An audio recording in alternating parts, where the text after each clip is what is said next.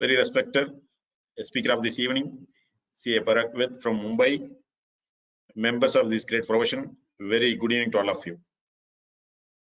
As a professionals, we should understand and identify new professional opportunities regularly, for which we have to equip ourselves with the various skill sets to discharge our duties relating to new professional opportunities. One such area is valuation. Nowadays, getting importance among the professional fraternity to understand the overview and other regulations relating to valuation. Today we have with us CA Parag Ved from Mumbai. On behalf of SARCFICI, I welcome today's speaker to this yet another lively evening session. Thank you so much, sir, for accepting our invitation and addressing us. Dear members, yesterday we had around 1,900 members, and day before yesterday around 1,400 members participated in our program. Our larger participation in all our programs is always a high point that keeps us in SARC always alert to needs of our members. I therefore extremely feel happy to offer our grateful thanks and a warm welcome to all the participants for this today program. Before going to the technical session, I will do a brief introduction about our today's speaker. He is a chartered accountant with 23 years of post-qualification experience. He is a registered valuer with IBBI and involving in consultancy practice in the areas of merger and acquisition, restructuring of business and valuation of business for different purposes, and due diligence, etc. With these few words, I am very much happy to introduce CA Parag Ved to the viewers. Now over to you, sir. Thank you very much, sir, for your nice introduction. I'll be sharing my presentation now.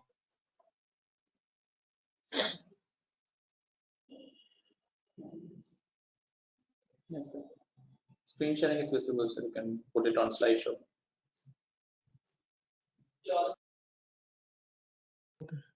Slideshow is visible?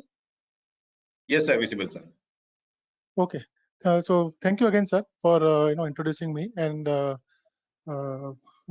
I thank SIRC for inviting me for to share my thoughts with all of you. I hope all the participants and their family members are fine. So I'll be today talking about the overview of valuation for almost around say 1.5 hours or so, and then at the end of that whatever questions are there I can answer that. So before I go into the valuation, I'll just take you through the history of valuation, how in India we started with the valuation. So almost to say from up to 1989, we had no valuation codified anywhere except in Wealthtrax rules, where they prescribed the valuation of unquoted shares. We also had these CCI guidelines, the controller of capital issues, but that was abandoned in the year 1992. The idea of CCI at that point of time was mainly to ensure that the companies do not overcharge the premium when they come to the stock market. So in fact, the formula, the methodology there were very conservative in nature. Somewhere in 1992, when Mr. Narasimha Rao became the Prime Minister and Mr. Manmohan Singh became the Finance Minister, they scrapped CCI guidelines, and SEBI also was introduced. And then we had this fair price discovery, free and fair price discovery through the stock market mechanism started. So then IPOs, companies could charge premium in consultation with the merchant bankers, and it's like a willing buyer, willing seller situation. Then in FEMA we had this. FEMA is controlled by RBI, so RBI was having again their own rules of for dealing with the issue of shares or transfer of Indian company shares where foreigners are involved. Either money is coming into the country or going out of the country.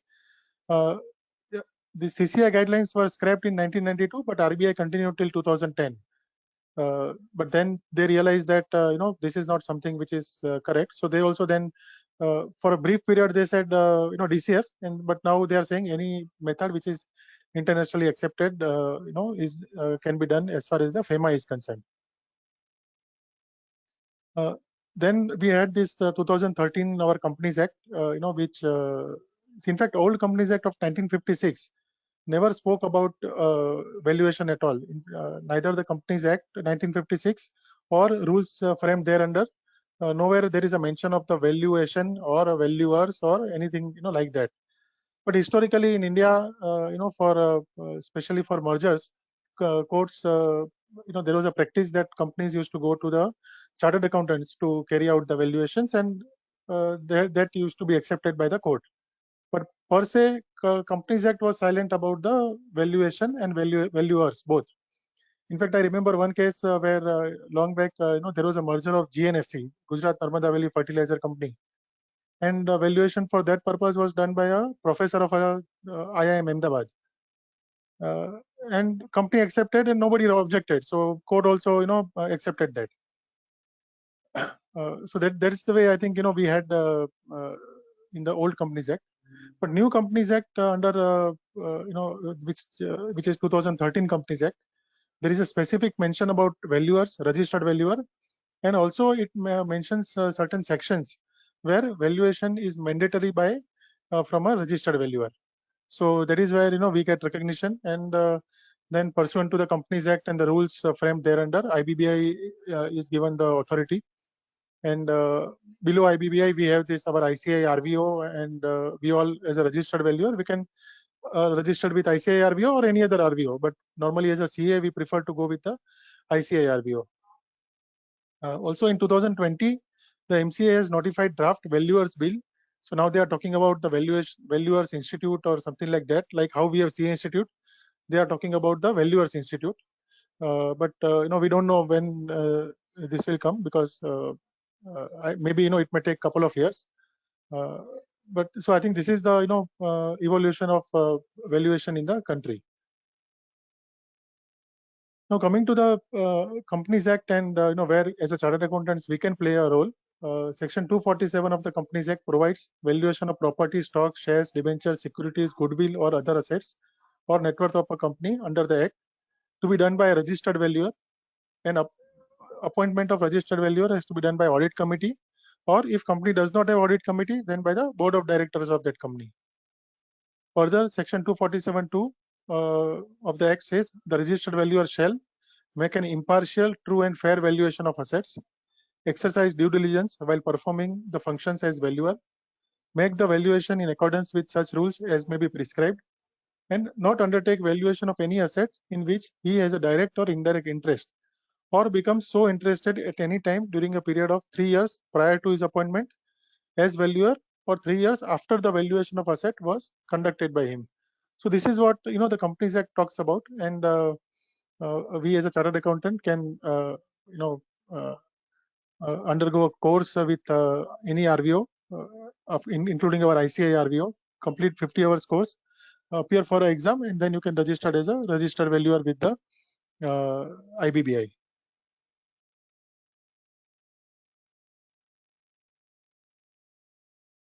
So this for our registered valuers, IBBI is the authority which administers the and performs the function under these rules.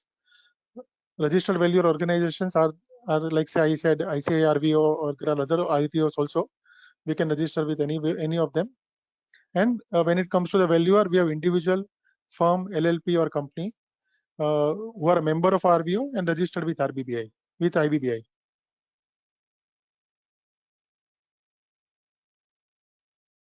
Then it says RV shall, while conducting valuation, comply with valuation standards notified by government, and until the government notifies the valuation standards, the RV can use any internationally accepted valuation standards or valuation standards adopted by any RVO. So in India, we have ICAI RVO, which has adopted ICAI Valuation Standards 2018. So that is something which is even as a chartered accountant, anything which is notified by our CA Institute is mandatory. And when we function as a RVO, we are supposed to follow these valuation standards, and valuers bills already I have discussed.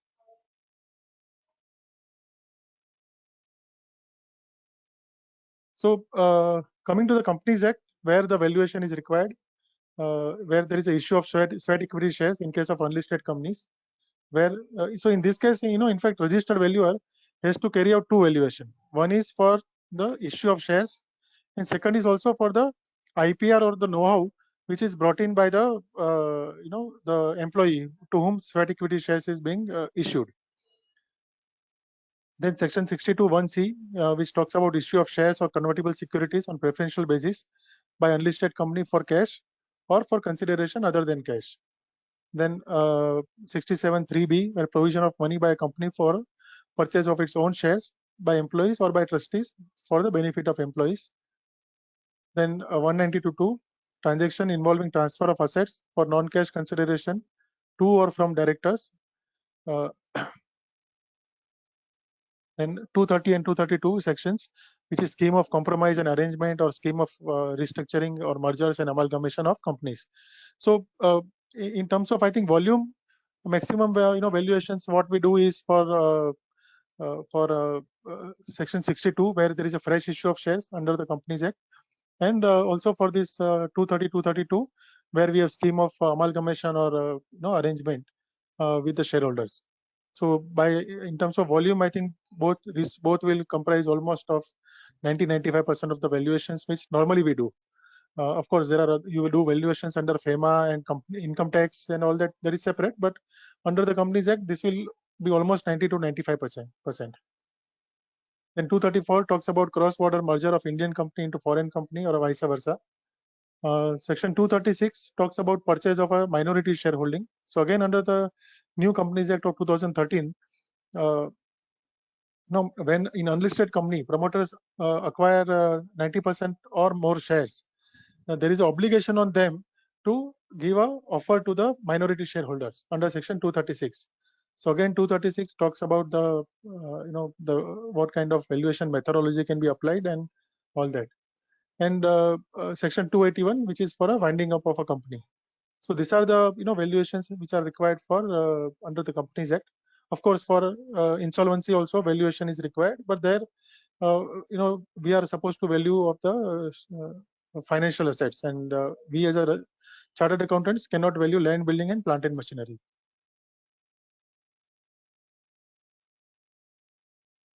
FEMA also talks about the valuation. What are the indicative list of transactions where issue of shares or securities by an Indian company to a person resident outside India or vice versa. Then any transfer of shares of an Indian company by a resident to a person 1 minute.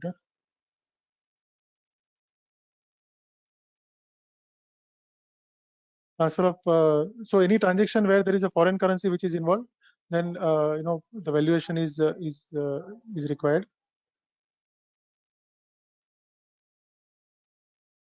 You are able to see the screen, my presentation? Yes, sir, visible, sir. Yes, It's sir. visible. You can continue. Okay, okay, yeah.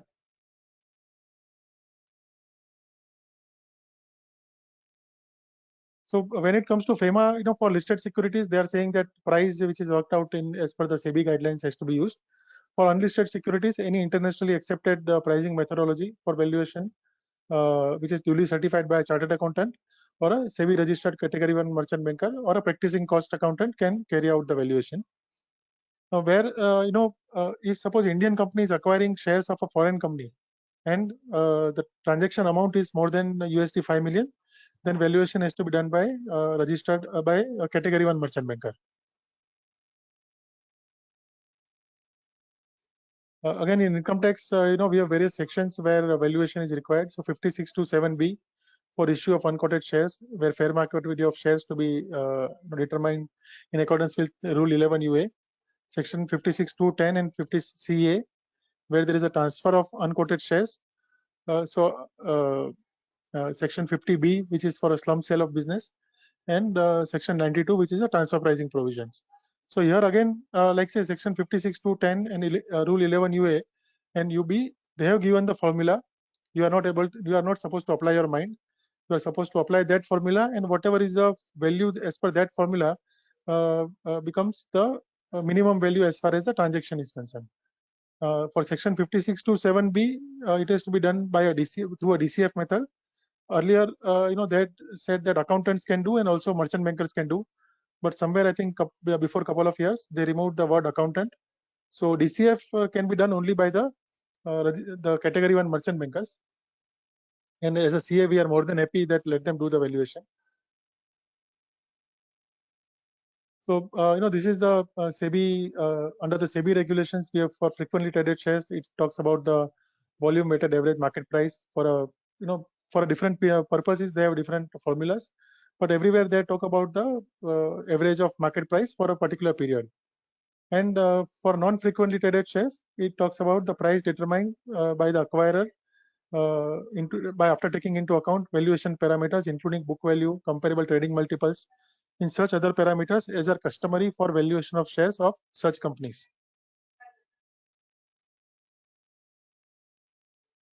Then again, for ICDR regulations, they have these formulas where if shares are frequently traded, you take the average of a particular price, or if shares are not traded, then again you take into account book value and the comparable trading multiples and such other parameters.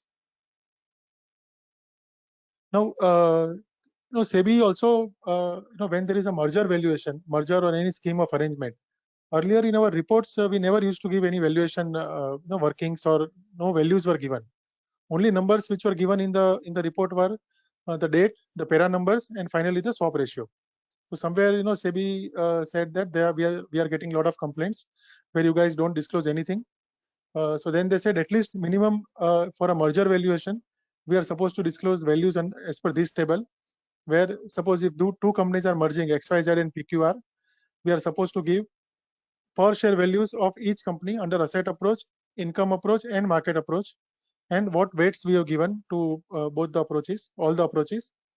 And based on those weights, what is the relative values per share? And based on those relative values, what is the exchange or entitlement ratio which is coming up? So this is the table which we are supposed to give in any merger report for a listed company. Again, when these things were brought in, initially there were a lot of hiccups because suppose, for example, if you are merging a investment company with an operating company. So in investment company, you can't have income approach or a market approach. Only thing what you can have is asset approach. Whereas for operating company, you may have all the approaches, or maybe say income approach and market approach. So then SEBI was saying that no, you still give values, but and give zero weight. But then I think over the period they have realized that if something is not applicable, we can't do that valuation methodology or approach.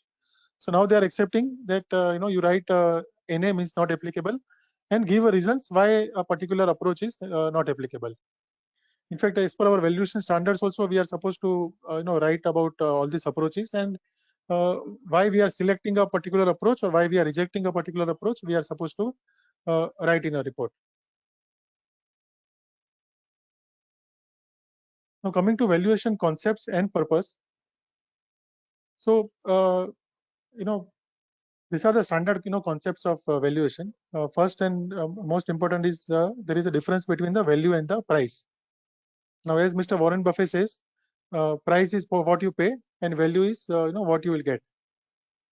So sometimes it may happen that when you are doing a valuation, your valuation say you are doing a per share value of 130 rupees per share, whereas transaction may happen at say 150 rupees or 110, depending on how both the parties negotiate.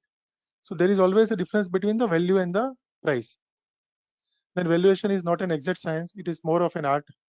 Valuation is date specific. So normally in our valuation report, we write what is the valuation date with which we have done the valuation. And because after sometimes say after 2 or 3 months, a lot of factors would have changed, and then that valuation may not be applicable. So always we write that what is the valuation date or cutoff date which we have written. Then valuation is subjective. So see, if there are 10 chartered accountants in the room, and if all 10 of them are given the same data, I am sure all 10 of them will come with a different number, because as a valuer, we bring in our own perception about the value, perception about the company, economy, in general, stock market, all that stuff. Like say today, if somebody is doing a valuation, we don't know how the COVID is going to, pan out. Whether will come. People are talking about third wave, fourth wave, and all that stuff. So how economy will, respond to that? It's a perception. Each individual will have its own perception, and that will, that biases will come into the valuation. Then value varies with the situation. So depending on the purpose for which you are doing the valuation, or for the, like say sometimes you are doing a valuation in a deal, you are on a buyer side, or sometimes you are on a seller side. So depending on which side of table you are, if you are on a seller side, you will be more optimistic. If you are on a buyer side, you will be more conservative. So again, those things will come into picture. Then if you are doing a valuation for say a merger, then your approach could be different than you are doing a valuation for say on any deal or any transaction. So it will depend on all those factors, how you will carry out the valuation. What are the types of assets which are normally valued? So we value securities or financial assets.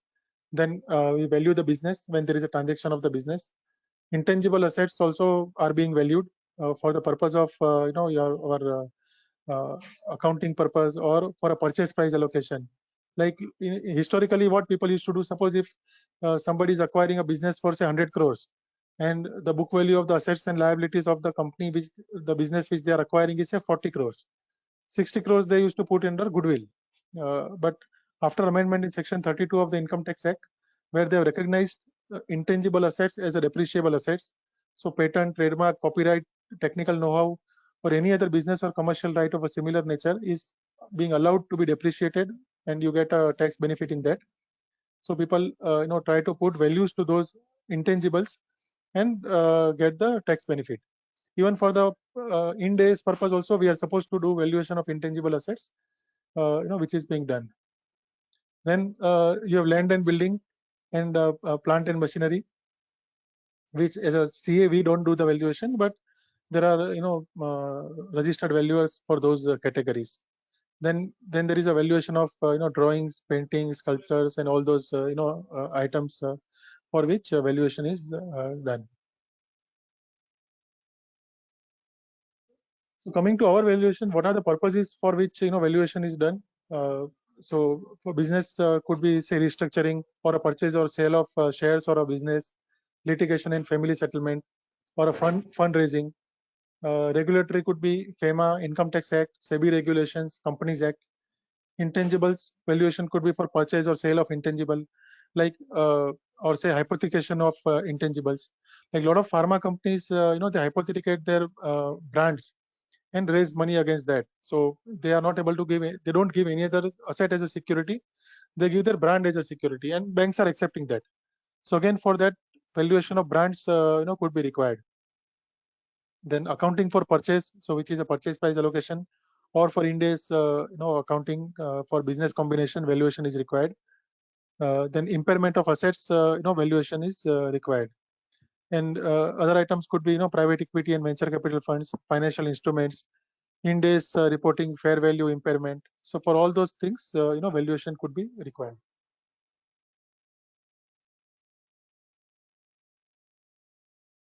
Now, what is coming to the process of valuation? So what are the steps in valuation? First is obtaining information and understanding of the business. Then analysis of the data which is received, and discussion with the management. Then valuation methodologies, selection of methods, and conducting sensitivity analysis. Finally, recommendation, assigning weights, and the report drafting. So these are the steps in valuation. What are the sources of information on which we rely? So there is historical data such as audited results of the company, industry and company overview, future projections, management discussion, stock market quotations and announcements, information available in public domain and the comparable companies, market surveys, newspaper reports, and representation by management. So again, this representation by management is very important as far as we are concerned. I am sure in audits we all take representation from management. Similarly, here also we should take a representation from management. In fact, in audit, your client is a regular client. You know the clients in so many years. You meet, if it is a listed company, you meet the client at least 4 or 5 times in a year. Whereas valuations are all one-time assignments. Client will come to you, you carry out the valuation, and then they don't need valuation for say next 5 years. So in that period, a lot of people would have changed with the client. And suppose if your valuation comes for any regulatory scrutiny, and then that time, if you don't have representation from management, then you may face some difficulty, because the information which is provided by you and which you provided to you and on which you have relied. Suppose if the person there is changing, a new person says I don't know, then as a valuer you are answerable. So that is where representation is very important in case of valuation. I suggest all of you, whenever you do any kind of valuation, take a representation from management. Then analysis of the company, understanding of the business, industry analysis, existing policy and legal framework, SWOT analysis, profitability analysis, financial ratio analysis, projections analysis again is very important, like say installed capacity, revenue and expenses ratio analysis, capital expenditure where the capacities are being increased, working capital requirements, alternate scenarios and sensitivities. So these are the various analyses which you do when you perform any valuation exercise.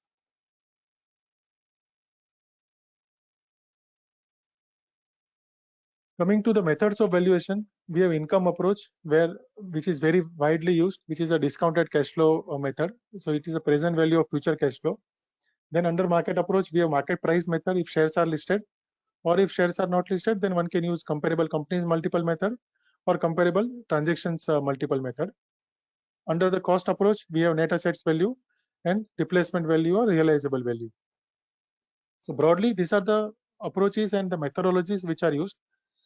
Sometimes you may have a some specific requirement, and you may have a different approach or a method. But by and large, for valuation of shares in business, this is the approach and the methods which are normally used.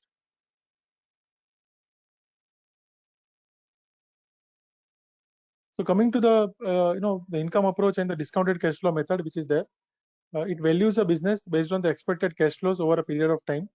It considers cash flows and not the accounting profit. So value of a business is aggregate of discounted value of the cash flows for the explicit period and perpetuity. And it involves determination of discount factor and growth rate for perpetuity. So here what we are doing is we are trying to find a project or the company projects.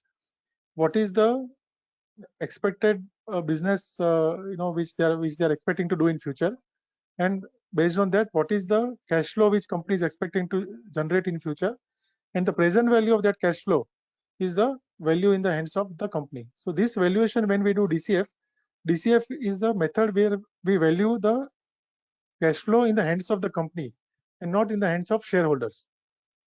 So I think this is very important, which you all can keep in mind. This valuation is always done that a present value of cash flows in the hands of company and not in the hands of shareholders. So in DCF, there are two approaches which are there. One is a free cash flow to equity, and second is a free cash flow to firm. In free cash flow to equity, we discount the cash flows to equity. That is the cash flows after considering all expenses, tax, interest, and debt additions and repayments. And discount rate here is the cost of equity. In free cash flow to firm, we discount the cash flows to the firm. So there is cash flows after all expenses and taxes, but prior to interest and debt additions and repayments. Discount rate here is the WACC, which is the weighted average cost of capital. So whatever value you get is the enterprise value. From this, you reduce the loan to arrive at the value of equity shares.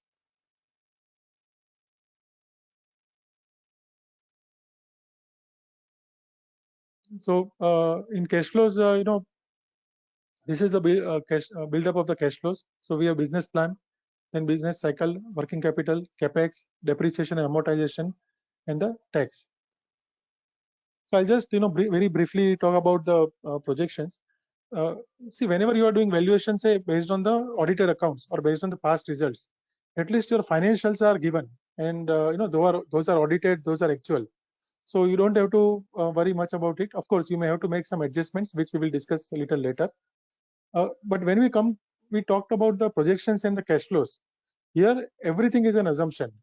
Starting from, say, suppose if you are a manufacturing company, starting from your sales, within sales, how much you are going to produce, or how much you will be producing the material, and what rate you will sell. Both are assumptions. When it comes to the cost, how much raw material you are going to use, what is going to be your raw material conversion ratios from raw material to WIP, then to finished goods. What is the rate at which you will purchase raw material? What are the other parameters, like power and fuel, or your other operating expenses? All those things, everything is an assumption. So, and or like, say, for example, when we talk about the working capital. So apart from the profit and loss, even working capital, everything is assumption. Your receivables, how much is going to be the receivables in future, whether it will be 30 days, 45 days, 60 days, that is going to be an assumption. Or say your inventory is going to be an assumption, because in a DCF, if you have sold the goods but not collected money and it is remaining in receivables, then it is not a cash available to the shareholders. That is cash which is blocked in the working capital. So again, those working capital assumptions are important.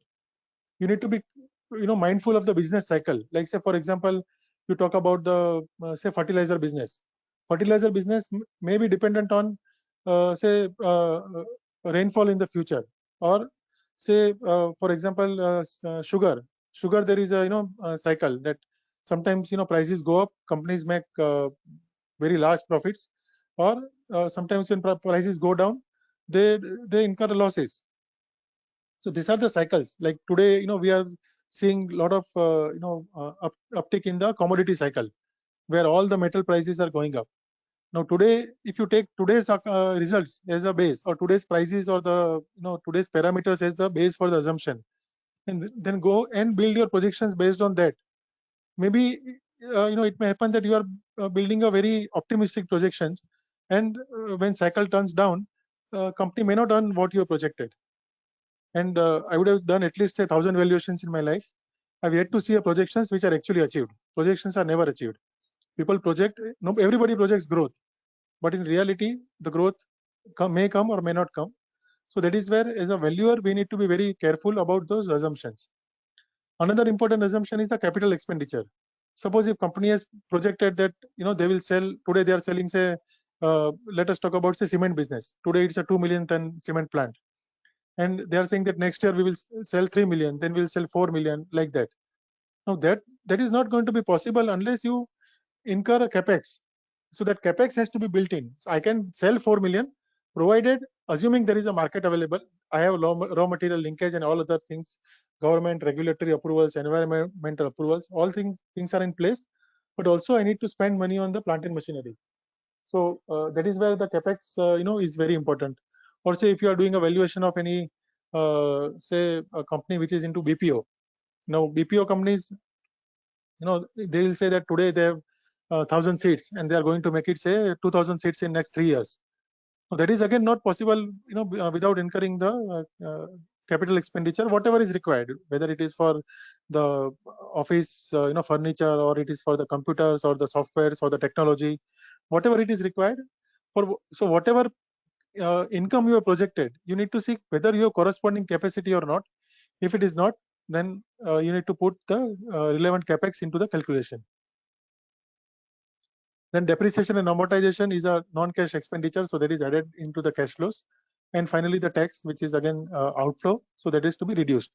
So these are the building blocks of cash flows. One is to be very careful when you are analyzing this, and also the like, say, normally what we do after we have done the valuation, we also see that what are these assumptions, and you do a sensitivity analysis. Say, for example, if company has projected that your sales is going to grow at say 15% per annum for next 5 years. Now, based on that, you are arriving at your valuation.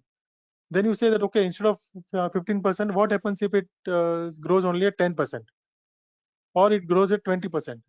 And so 5% change in the sales growth, say, reduces your value by 30-35%. Then that is very important assumption for you. But say 5% change in the cash flow in the sales changes your final value by, say, 7 or 8%. Then that may not be very material. So those sensitivities you will have to do it wherever it is a very important or material assumption. You have to be doubly and triply sure about those assumptions, and based on that you have to carry out your valuation. So that sensitivities and alternate scenarios always you need to keep in mind.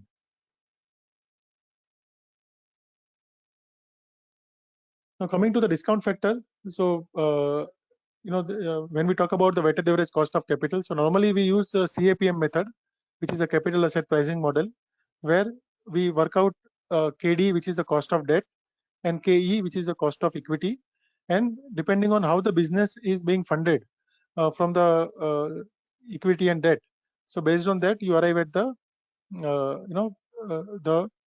weighted average cost of capital.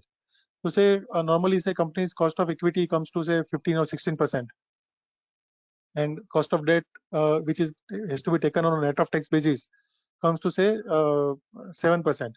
And if business is funded say 70% by equity, 30% by debt, so cost of equity into 70% plus cost of debt into 30% will become your weighted average cost of capital.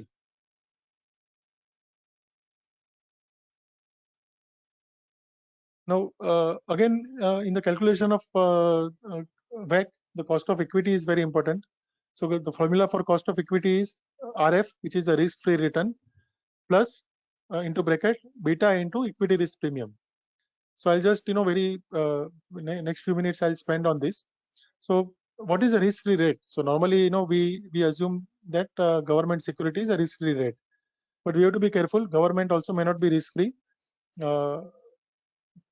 because governments may default. Like we have seen before few years there was a default in Greece, or there are countries in Africa where governments default once in every 2-3 years. So one has to be careful about that. But by and large in India we take government security 10-year government bond yield as the risk-free rate. And what is equity risk premium? Equity risk premium is the, suppose if I have say 10 crores with me and I want to invest somewhere. One option to me is that I invest in government securities. I get whatever current rate, 5.5-6%, and but I don't carry the risk. But suppose if I want to invest in equity, then what is the best option available to me? So the best option is I go and invest in the stock market. I go and invest in Nifty or Sensex companies. So say in government security, I'm getting 5.5-6%. Historically, stock market has given around say 14-15% CAGR. Again, it will depend on, like today, if market is very high, it may come 1% higher. But over the years, the return is around 14-15%. So like BSE Sensex started in the year 1979 with a value of 100, and today it is say around somewhere around 50,000. So if you take a CAGR of all these years, it will come to around 14.5-15%. Similarly, Nifty also started somewhere I think in 1990, and today it is around say somewhere near to 14,800 or so. So that also gives a return of around 14-15%. So that is the return which is normally given, normally people are getting in the stock market. So that market return minus risk-free rate becomes the equity risk premium. So that is the extra money extra return which I'm expecting by investing in stock market. So let us say, for the example, 6% is the government security rate, and overall market return is 14%. So in that case, our ERP, equity risk premium, will become 14% minus 6%, which is equal to 8%. And there is another important factor, which is the beta. Now, what is a beta? Beta is a relative movement of a particular stock vis-a-vis the overall market. So market beta is always 1, but companies say which are in the real estate and those kind of companies, their beta always will be more than 1. So it means the volatility on those stocks is very large. So they will have 1.5 beta or 1.8 beta. So what does it mean? If market goes up by 100 point, say 10%, those companies will go up by 15%. But also when market goes down by 10%, those companies will go down by 15%, like that. So there is a beta factor which is worked out. So the formula for cost of equity is risk-free rate plus beta into equity risk premium.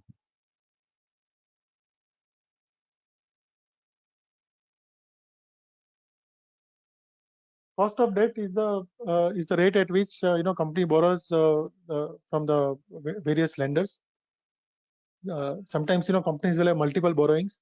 They will have say long-term borrowing, short-term working capital loans. They will have foreign currency loans. So if there are multiple borrowings, we can take weighted average cost of all the borrowings for the as a cost of debt.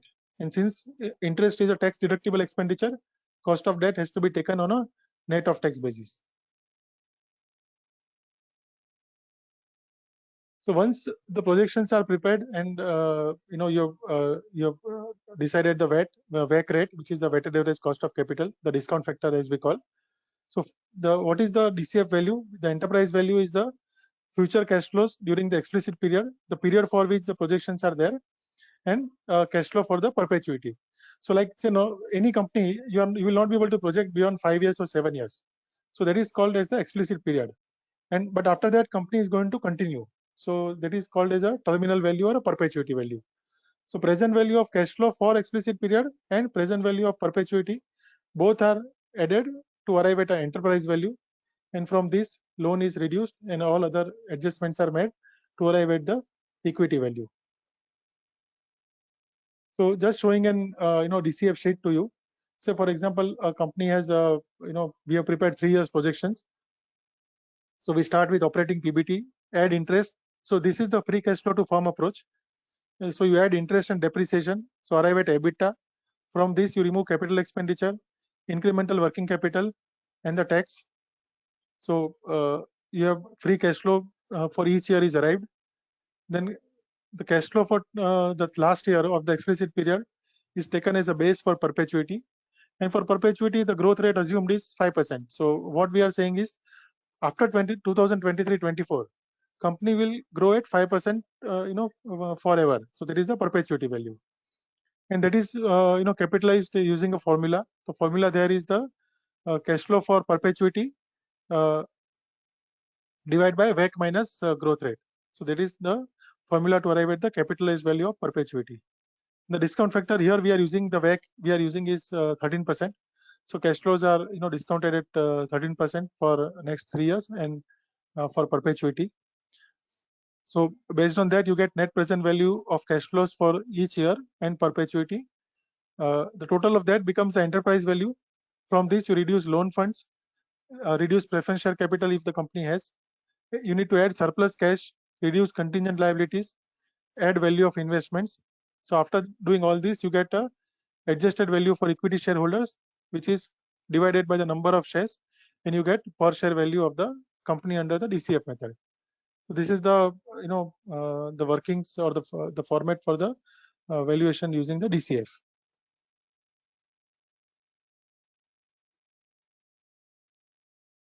Coming to market approach. So under market approach, you have two options, either market price method or a CCM or a EV/EBITDA or a PECV method. Now, coming to the market price method, it evaluates the value on the basis of prices quoted on the stock exchange. Normally, it is prudent to take weighted average quoted price over a reasonable period. Like normally we take say 3 months average market price. You need to be careful about thinly traded or dormant scrip where there is a low floating stock, because then the market price of the company may not represent the true value.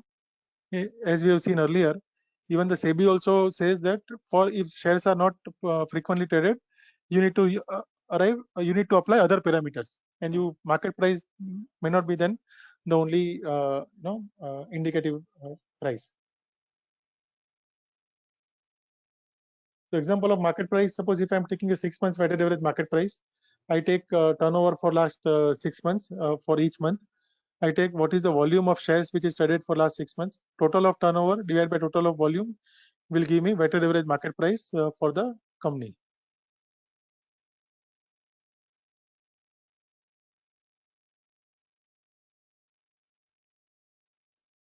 So coming to comparable companies, multiple method. In fact, when I started my practice in valuation, that time this PE multiple or EV/EBITDA method we used to take as under the earnings approach, because you are applying a multiple to a profitability. But I think internationally it is taken under market approach. Even our valuation standards also puts this under the market approach. So now methods remains the same. Only earlier it was earnings approach. Now it is a market approach. So here it is a EBITDA multiple. So enterprise value to EBITDA is the methodology. Or sometimes people also use the revenue multiple method. Like say, especially for these startup companies and companies, like say Flipkart and all, which are loss-making companies. So their revenue multiple also is being used. Another method there is a PE multiple, which is a price to earnings multiple method. And under asset approach, we have a book value multiple, which is mainly used, say, for the valuation of NBFC companies. Now, when we talk about these market multiples, whether it is EV/EBITDA or a PECV or any other multiple, generally it is applied in case of unlisted companies. Of course, there is no bar on applying that on a listed company, but generally it is applied on unlisted companies. Sometimes for listed companies also, if required, we apply. So it estimates value by relating an element with the underlying element of a similar listed company. So like say, for example, if I am valuing an aluminum company which is unlisted, I may take, say, what is the PE multiple of Hindalco or what is the PE multiple of Nalco or any other aluminum company, and then try to compare the performance of my company vis-a-vis those companies, and then apply a discount or something, and then arrive at a value for multiple for my company to arrive at the value. So here, normally the multiples which are used are PE multiple, or a EV/EBITDA multiple, or a revenue multiple, or a book value multiple, or sometimes we may have industry specific multiple, like say from recent comparable transactions, where for cement companies, there is a concept of EV per ton of capacity.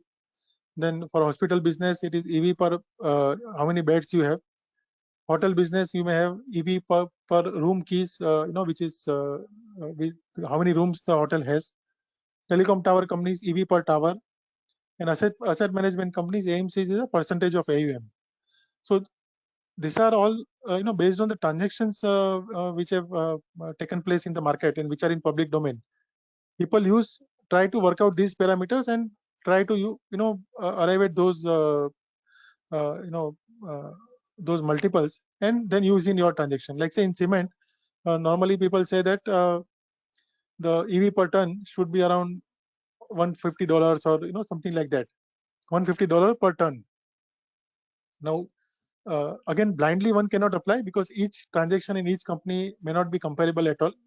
Like say in a cement business, if the company where transaction has taken place has a linkage of say raw material which is a limestone, and the company which you are valuing does not have that limestone linkage, then in that case both the companies are not comparable, because the company which has a linkage of limestone, apart from the availability of the limestone whenever they want, they also they are immune to the prices, because they don't have to purchase from market. So that is where you may, if you want to still apply that multiple, you may have to apply some discount, because your company does not have that linkage, whereas the comparable transaction has that linkage. So similarly, there could be a lot of other examples. Like say in hospital business, if a small hospital and a big hospital again may not be comparable, or a small hotel and 5-star hotel may not be comparable. So we need to keep in mind all this aspect, and then arrive at our multiple which we want to apply.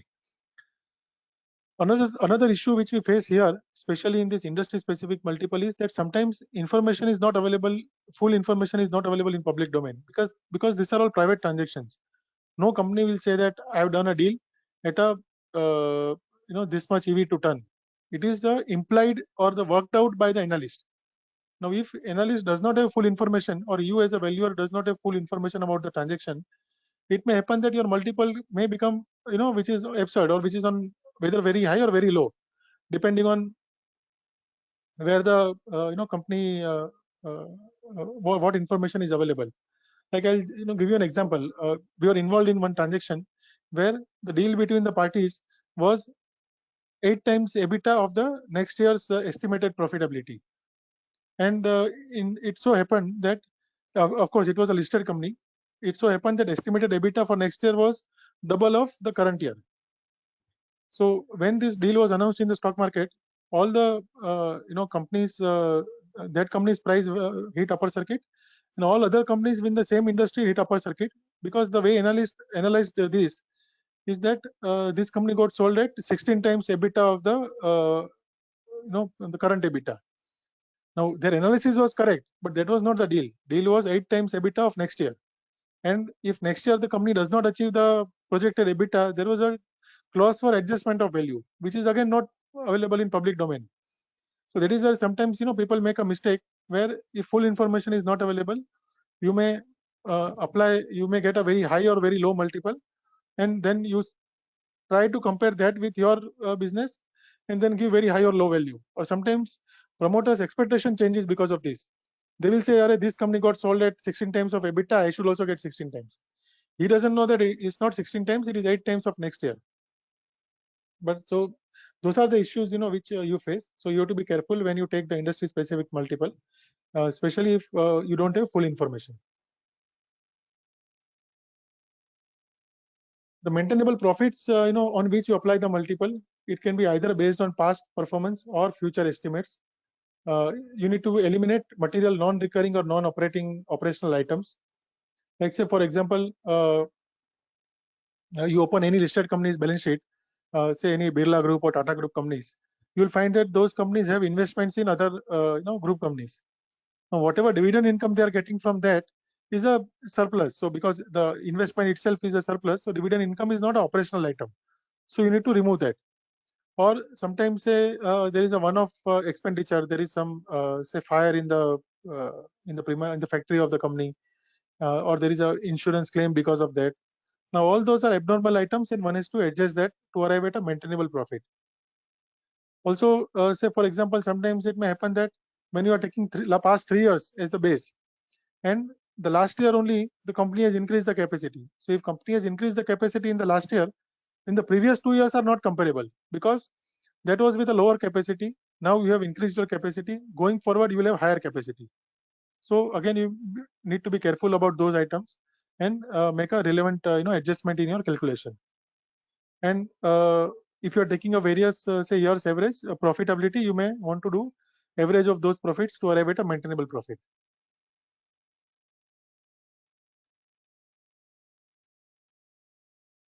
The multiples, what you take, it could be either historical multiples enjoyed on the stock exchange by the listed or comparable companies, or past and expected growth of the earnings, performance of the company vis-a-vis peers, and you need to make adjustment for size, location, market share. So it is not that suppose if you are valuing a say aluminum company, you can't take straight away multiple of Hindalco or Nalco. You may have to make a suitable adjustment as based on your analysis. Or similar say cement companies. Now cement companies again, it's a commodity. So a company in South India may not be comparable with a company in North India or Central India or say Western India. So those are because cement is a very expensive commodity to transport. So all the companies will try to sell within a radius of say 200 or 300 kilometers. Beyond that, it becomes not viable proposition. So sometimes these kind of companies, comparable companies also, you may have to take regional companies, and you can't take all India companies. But for like say companies like software companies, you may take all India. So depending on the company or the business, you may decide what is the peer set, and whether your business, how it is compared to the peer set, and what kind of adjustment you want to make in your multiple.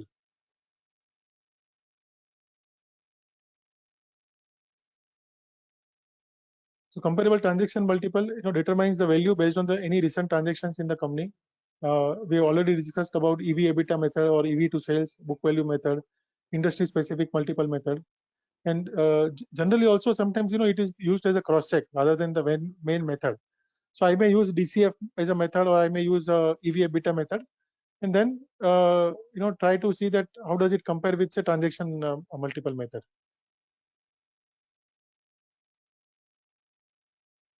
So examples of EV EBITDA method, say for example, I am doing a valuation. I have taken adjusted EBITDA for past 3 years, 18, 19, 19, 20 and 2021. And here if you see the numbers, there is a big difference between 18, 19 and 19, 20. So I have decided to give equal weight to the year 1920 and 2021. Based on that, I arrive at a maintainable EBITDA of 546 crores. To this, EV EBITDA multiple applied is 11.3. So we get an enterprise value of 6164 crores. Now, in this, we need to make adjustment. We need to add value of investment, reduce contingent liabilities, add surplus cash, reduce loan funds, reduce preference shares to arrive at a equity value per share. Divide by number of shares, we get a per share value.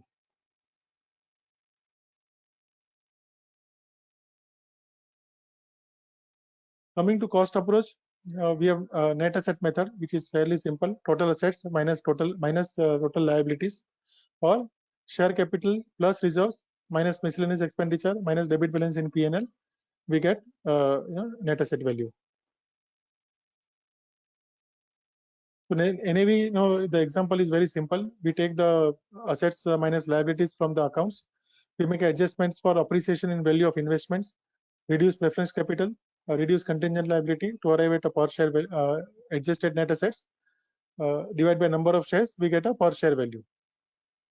But by and large, nowadays, NAV is not much used. It is more used as a cross check. Suppose, for example, my NAV method per share value is coming to 171. And if my DCF comes to say only 90 rupees per share, then something is wrong in either NAV or something is wrong in DCF.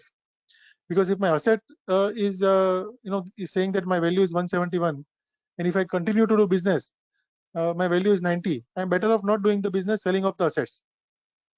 So either I have made some mistake in the DCF, or some impairment is required in the assets to recognize the future downward trend which is expected because of that the DCF value is coming lower. So this is more used like a cross check and the as the bottom method and value, and below that if the other value goes, then one has to be careful.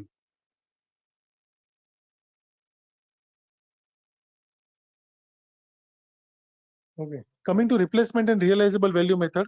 If we take a replacement value of asset, it is the cost of new asset, but the condition has to be similar, utility has to be similar, and we need to account for depreciation for obsolescence. So in a replacement value method, whatever asset we have, we see that what is the remainder life replacement value. So what is the balance life of that our asset, and if I replace that with today's cost, how much is going to be the value. But while doing that, we have to be again careful about the change in the technology. It may happen that your asset is very old, say 15 years old, and today the entire technology has changed. Even for a manufacturing plant, today more efficient technology could have come in the market. So in that case, you can't compare your technology with the new technology. It is not an apple to apple comparison. So that you have to be careful. Or say sometimes the estimated the depreciated the useful life is again an important factor. If you're keeping your plant up to date and assuming there is not much change in the technology of the plant, your plant will again run for say next 30 years. It is not necessary that it will stop after say 15 years. So all these are the factors which one has to keep in mind. Of course, sometimes we also take help of chartered engineers who will verify these assets. They will tell you what is the technology of this asset vis-a-vis what is available in the market for new asset, and then they will estimate the value and give it to you. Another option is realizable value, where you need to factor in cost of disposal. If it is whatever is a tax which is payable on the sale, one has to account for it, and time required for disposal of asset also one has to keep in mind.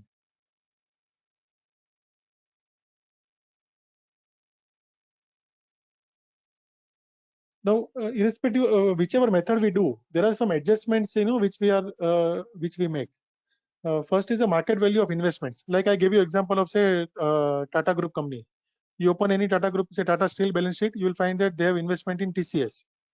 Now, for as far as when I'm valuing the shares of Tata Steel, I need to value the business of steel, plus I need to add the value of the shares which they hold in TCS.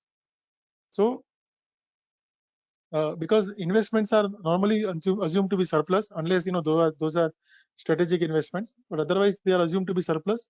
So I do the valuation of the business Plus on top of that, I add the value of market value of investments, which are there. Sometimes that company may also hold some other unlisted investment. So to say Tata Steel may hold some unlisted investments. So I may have to even value those unlisted investment to finally arrive at the value of Tata Steel. I cannot deprive the shareholders of Tata Steel of the underlying value of which they are sitting in the various in the business, plus the other all the investments which historically the company has made. Then there is a other non-operating surplus assets. If it is there, I need to value separately. Like say for example, company has a land which is in say total land available with the company say 500 acres, and your manufacturing facility is only in 150 acres. So in that case, 350 is a surplus. So if that 350 is separable and sellable, then I need to value it separately and add to the business value. Because when I'm taking the business value, either I'm doing a DCF or I'm doing a EV/EBITDA or a PECV, I'm only capitalizing the profitability or the cash flows by exploiting the 150 acres, which is the operational asset. 350 acres, which is surplus, I'm not getting any income out of that. So, but if it is separable and sellable, I need to separately value that and add to the business value. So this is what normally you do with a surplus asset. Only thing you need to keep in mind here is that those surplus assets should be separable and sellable. Like say, for example, you are a fertilizer company and government regulation requires you to have a green plantation near your factory, near your manufacturing facility. So say your 150 acres on which you have a fertilizer business, fertilizer plant, and 350 acres, which is just adjacent plot, there you have planted trees. Now that 350 acre is not surplus because you can't sell that that 350 acres. If you sell those 350 acres, you will not be able to continue with your manufacturing business because government regulation requires that you need to maintain green cover for say your fertilizer business. So in that case, 350 acre is also becomes operational asset. It doesn't become a surplus asset. So you have to be careful when you are identifying the surplus asset.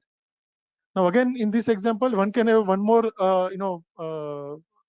view that while 350 acre is not surplus, but the trees on that can be surplus. Suppose for example, if you have planted neem trees, and neem seeds are very nowadays in lot of demand.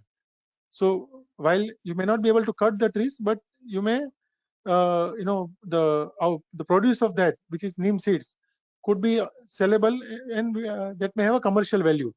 So in those cases, you have a land is not surplus, but trees on that are surplus. Or like say for example, you have a coffee plantation. A coffee plantation needs shared trees. So normally what these companies do in the estates, they will plant this teak wood or those kind of woods which have a commercial lot of commercial value, and every 10 years they will cut some of the trees and sell in the market. So in those cases, land per se doesn't become surplus, but the trees on that may become surplus. So you may have to add it separately. Surplus cash, is whatever is there in the business. Extra cash is there, has to be added to the final value. Now you open any company's balance sheet, you'll find that there are contingent liabilities. Now those contingent liabilities are say income tax demand or a GST demand or a customs demand or claims from the suppliers. Now, so when you are valuing the company, you need to also look at what are the contingent liabilities of the company.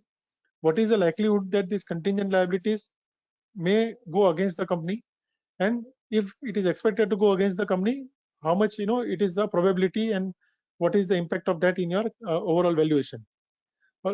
So again, depending in valuation, you also do a lot of materiality. So in the sense, say for example, if your value is 1,000 crores and you have a contingent liability of say 10 crores, then you don't waste much time on that.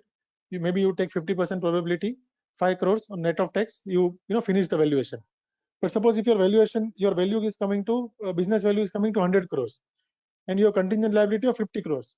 In that case, it is very material. So then you may have to go inside, understand what is the issue.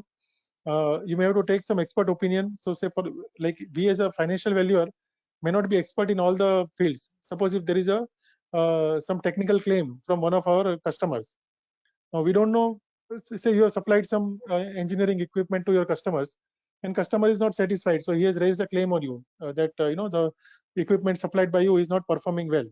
Now you as a financial valuer, you don't know whether how much of that claim will materialize. So maybe you will take help of some engineer who will understand this, or some any other, say for example, if there is a customs issue, you may take opinion from some legal expert who is specializing in that field, and in his opinion what is the likelihood that this particular issue may go against you, and to the extent it goes against you, you may have to provide that in your valuation.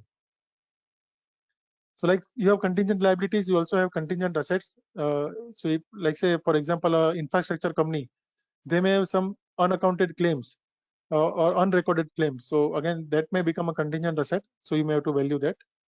Loan funds are reduced to arrive at the equity value. Reference capital is again reduced, to arrive at the equity value. Now, ESOPs and warrants are potential convertible instruments. If they are in the money, you may have to make adjustments. If you are out of the money, if they are out of the money, you may have to ignore those instruments. You also have convertible instruments. A lot of these fancy instruments you have CCPS or OCRPS or OCDs or CCDs, and lot of fancy instruments you have.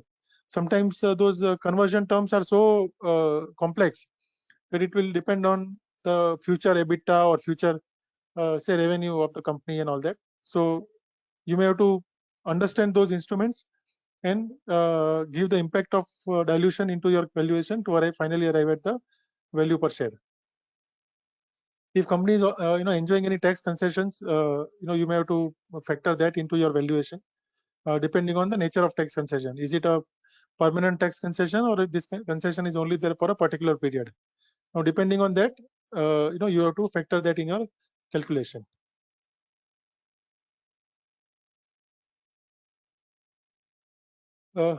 Now, coming to the methods, normally what kind of company methods one may use. Again, these are the indicative, just to give you some idea.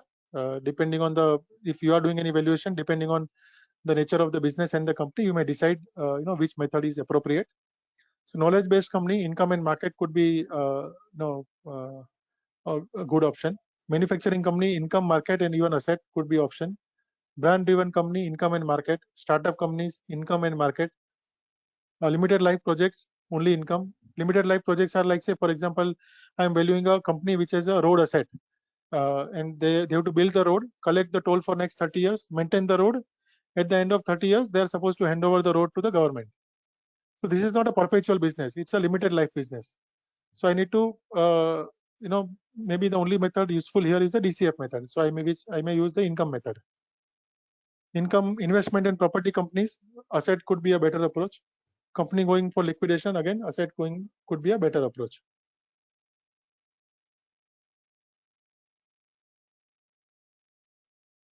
Now, coming to the issues in valuation, first is the information availability. Sometimes, the client themselves, they are not aware what kind of information they give. They give very sketchy information. You may have to spend a lot of time explaining the client what is that you need.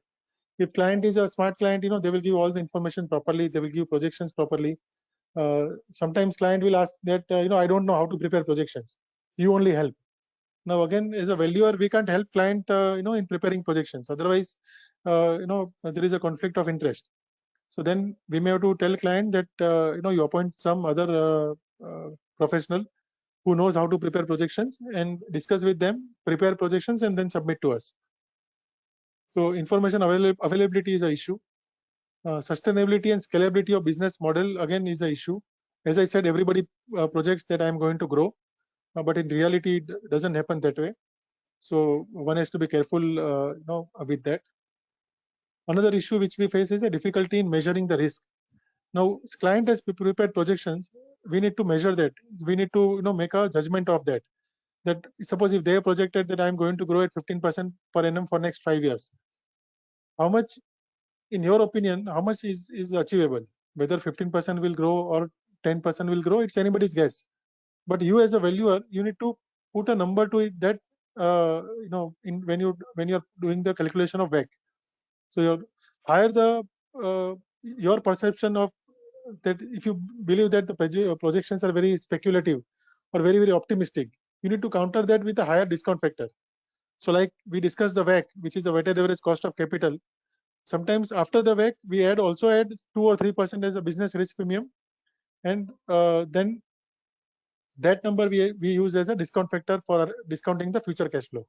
So say based on the calculation, if my WACC comes to 13%, but if I believe that the projections are very aggressive or very optimistic, I may put 2% or 3% extra risk premium, and I may discount the cash flows at 15% or 16%.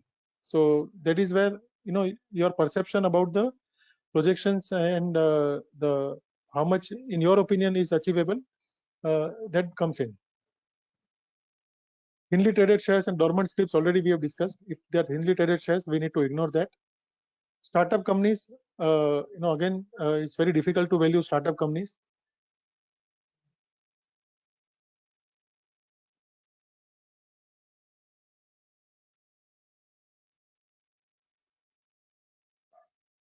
Because the issue in startup companies is that those companies are the business model is also evolving. They also don't know what they are going to do after 3 years. Depending on the market requirement, they will keep on changing. Also, a lot of these startup companies burn cash, so they continuously need cash equity infusion to sustain. So that is where you face a lot of issue in startup companies. In fact, when we were discussing about this, the income tax provision of 56(2)(7)(b), I made a remark that as a CA, we are better off, and we are more than happy that merchant bankers do the valuation of DCF, because income tax is the only place where assessment comes after 3 years, and by that time, the assessing officer has a benefit of comparing actual vis-a-vis what you have projected. And as we discussed, projections are always the actual, and there is going to be a big difference between the actual and the projections. So invariably, he is going to ask questions to you, and sometimes they also send you notice for appearance, notice for penalty, and all that. So we are better off let merchant bankers do the valuation for income tax, because that is the only place where assessment comes after 3 years, and it is up for the scrutiny. So startup companies, we have to be very careful because projections could be very scary. So one has to be very careful when you are doing a valuation of startup companies. Then loss-making companies, again, there are sometimes you face the issue because you need to decide how, or you need to understand how this loss-making company is going to become a profit-making company. Because any valuation or any company is run to earn the profits. Nobody runs the company to earn losses. What is the plan of the management to to make the company profitable? You need to understand. If company is expected to make losses forever, then it is better off to close the business and liquidate the whatever assets you have, and after paying the liabilities, whatever money is left is distributed to the shareholders. Then another issues you face in the valuation of international companies, because say for example you are sitting in India and you are valuing some company in say USA, or say in some African countries. Now in India, see, for a valuation, it is very important for you to know the business of the company and the industry, the economic scenario, the government, how it works. Now when you are valuing those kind of companies, those in those different countries, you may not have full idea like what you have for Indian business. So you have to be careful. You may have to spend a lot of time in understanding the business, how the the business is done in those countries, what are the competition, what is the government regulations, what are the tax regulations, how the tax is calculated. Like in India, we have different depreciation rate for books and different depreciation rates for income tax. Now that country may have a different way of doing it. Like say country like Sudan. In Sudan, there is no tax rate as such, as they do negotiation between the company and the tax authorities. Now, all those things, you need to understand about those countries, and then only you can carry out the valuation. So again, these are the issues you face when you value the companies which are not in your jurisdiction. Selection of methods is again an issue we have discussed. Depending on the nature of business, you may have to decide which method is appropriate or can be applied for a valuation. Then another issue we face is the in obtaining comparable companies. Let's say sometimes the company which you are valuing, you may not find a comparable company at all. So in that case, what you do? So then you may have to go to the nearest proxy which is available, and then try to do that. Or like say, for example, I'm valuing a company which is supplying the goods to say oil and gas sector. Now I don't have a comparable company, with the company which I am valuing. There is no comparable listed company. Then maybe I will take a proxy as a oil and gas sector, because since I'm supplying my goods to them, my risk and rewards is straight away linked to the oil and gas sector. So maybe I will take those companies as a comparable, and then arrive at a value. Another is a illiquidity discount and control premium. So which again, there is a practice of applying DLOM, which is a discount for lack of marketability, and the control premium. So depending on the nature of transaction, you may apply that, or you may leave it to the parties to decide and negotiate. Like say control premium, normally below up to 25% there is no control premium. Moment you cross 25%, there is some control premium, because the person who acquires more than 25% is able to block the special resolution. When 50% is crossed, good control premium is expected, because the person who controls more than 50% shares of the company controls 100% of cash of the company. He can decide whatever profitability is generated, what has to be done with that, whether it has to be used for future expansion or it has to be distributed as a dividend. So all that decision is taken by a person who has the majority. So that is where a good control premium is expected. Then when you cross 75%, again control premium is expected, because the other person is not able to block the special resolution. And finally, when suppose if you are holding 98% and you need to acquire that 2% which are outside, again you may have to pay some premium just to get rid of the nuisance value. So there are various stages of control premium. So normally in our report we don't write that how much should be the control premium. We leave it to the clients to negotiate, and orally we may guide the clients about this discount and the control premium. Due diligence issues again says if there is a takeover in the company and there are for the target company a DDR is done, financial DDR or legal DDR, then those DDR may throw some issues which may have an impact in the valuation. So you may have to take care of that in your valuation exercise.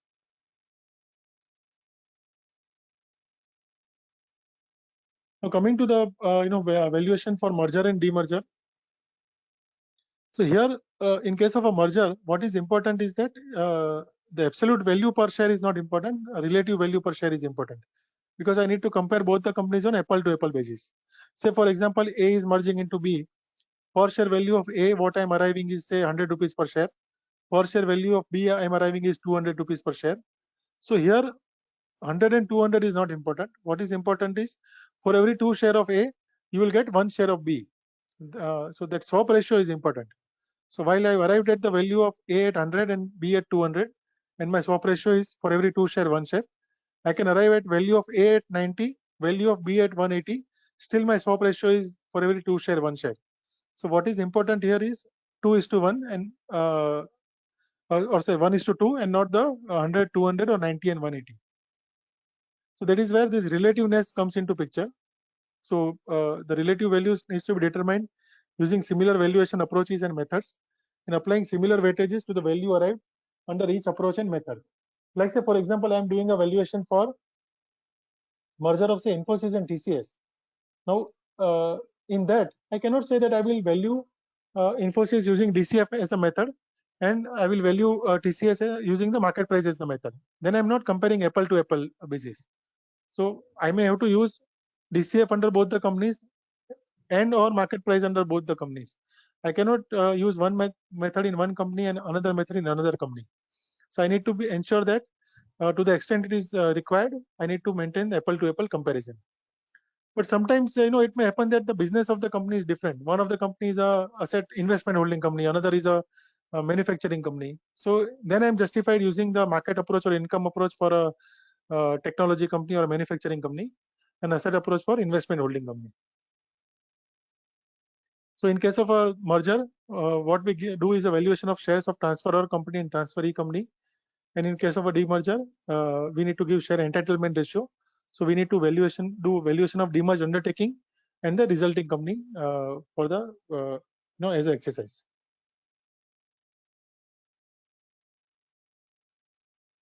Now we'll touch base on some judicial pronouncements. Like say in India, as we discussed earlier, the mergers were approved by the High Court earlier, and now it is by the NCLT. So a lot of times people have objected that in the court, and it's very easy to object that I am not getting the fair value, or the swap ratio which is offered to me is not fair.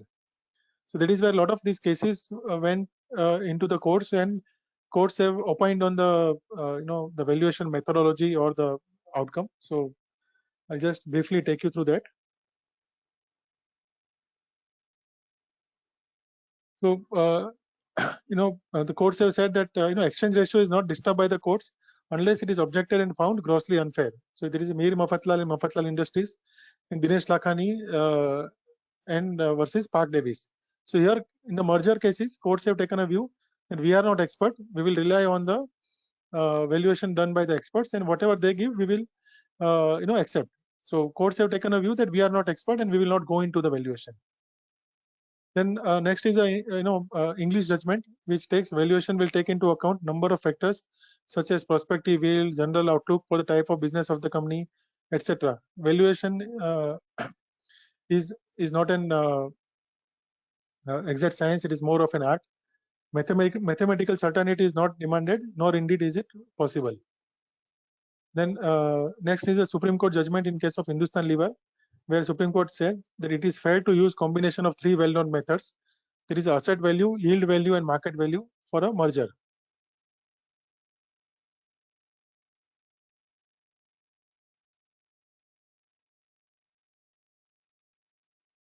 Then this is the Cadbury India judgment. This was for not for a merger. This was for a extinguishment of minority shareholders. But again, courts have taken a view that it is not possible for us as a court to go into the exercise of carrying out a valuation, and we do not have the expertise and the time or the means to do this. In fact, the judge in the judgment says that he believes that even courts are not expected to do that. The court is like an umpire in a cricket match, where if somebody objects, then they will go into it. But there again, they will not put their perception into it. They will say, okay, if you are not happy with this, and if court agrees that the valuation there could be some issues, court will go and appoint another valuer. But court on its own will never change the value. So this is the case of Cadbury India, where this is a Bombay High Court judgment. Again, excellent judgment. If somebody is interested, you can read that, because in this particular judgment, a section of the judgment is dedicated to the principles of valuation and what is the scope of court's inquiry. So if you are interested, you may read this judgment. So this is end of my presentation. If I'll be happy to answer the questions which are there. Sir, I'll share my screen, sir. Stop sharing my screen. Yeah, so I will stop sharing my screen. Yes, you can stop sharing your screen, sir. Stop the slides and Okay. then stop sharing. Okay. I'll share my screen, sir. Yes. We have something around 18 to 20 questions as of now. I'll just flash my screen. We'll take. Thank you very much, sir, for your presentation, and we have around 20-25 queries. Yeah. Yes, sir. So is my screen visible, sir? Yeah. I'll read and I will answer. Yeah, yes, sir. I think it talks about fair value of share price. How can a fair value of share under compulsory? All participants are also able to see this screen. Yes, sir. Yes, sir. They can see. Okay. They can see that. Okay. So then I will not read the question. I will straight away answer.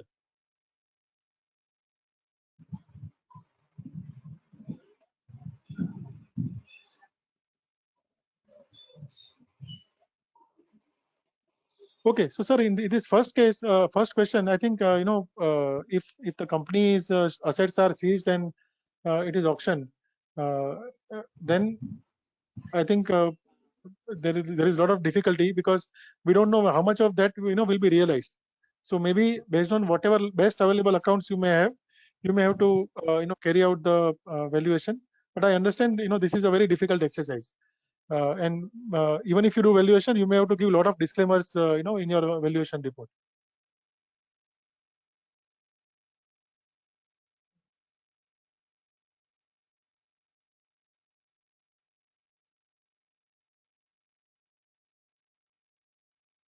Okay, I think for second question, see, valuation is always a future perception. Like today also we are saying, say in stock market, if you look at the things around us, everything is closed, nobody is allowed to function. We have a lot of issues with the COVID, but stock market is at almost its near its high, because stock market always discounts it thinks about the future. Like last year market went down because it was something which was very new for the market, and people were not knowing how it is going to pan out. But today, even if the cases are maybe 100 times more than last year, I don't know the numbers, but say almost 100 times, people still know that after a few months everything will be all right and we will be able to tackle, because we have learned how to tackle this. So market always looks at future, and that is where you will find that the values are always higher. How stock market is higher, similarly businesses also feel that they also know now how to tackle this situation. And see, when you are somebody is acquiring a business or selling a business, it is not for next 6 months or 1 year. It's always for a future. And if future you are able to contain your issues or come out of the problems, then certainly the valuation will be much higher. Okay. Coming to the third question, what is the eligibility of becoming a member of ICAI RVO? Can a fresh CA become member? I think there, if I'm not wrong, you need some experience, 3 years or 5 years, to become a member of RVO and then give the exam. I think it is 3 years or 5 years, but you may check on the website of ICAIRVO.in. Coming to the fourth question, is conversion of loan to equity consideration other than cash? No, conversion of loan to equity is not considered as other than cash. It is like for a considered to be with cash. Other than cash is where somebody is like, say, bringing in technology, and against that the shares are being issued, or sweat equity shares is issued to the those key employees. Those could be considered as other than cash, not for this. Then coming to the fifth question.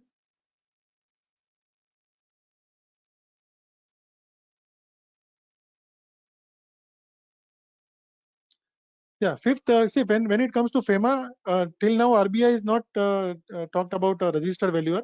RBI is still carrying on with the chartered accountant or a merchant banker or a cost accountant. So for FEMA, as of now, yes, any chartered accountant who is in practice can carry out the valuation. So till the time RBI changes to registered valuer. Earlier, I think there was a talk that everybody will very fast change to registered valuer, but somehow I think they are not changing, and as of now registered valuer is only for the Companies Act and only for those particular sections where they have defined. Like say even for the Companies Act, sometimes client comes to us that you do valuation for buyback. Now buyback valuation, buyback is governed under section 68 of Companies Act. Section 68 or the rules for buyback nowhere talks about the valuation at all. Not even from forget registered valuer, they don't even talk about the valuation at all. So if I am doing a valuation for say FEMA for the purpose of buyback, I will not do valuation as a registered valuer. I will do as a normal chartered accountant, because as a registered valuer, I will only do where statute requires me to do valuation under as a registered valuer.